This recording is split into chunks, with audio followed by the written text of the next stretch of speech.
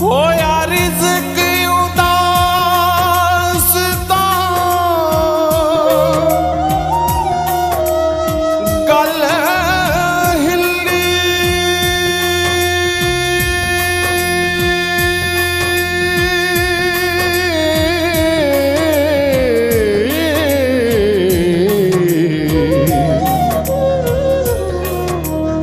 ਮਾਪਿਆਂ ਵਿਆਹ ਦੇ ਚਾਅ ਅਸਲੂਬ ਕਿਤੇ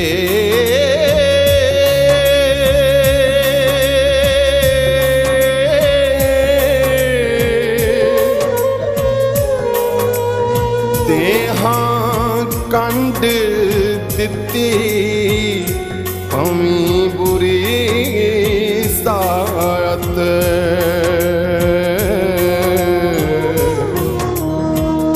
ਨਾਲ ਖੇੜਿਆਂ ਦੇ ਮਨਸੂਬ ਕੀਤੇ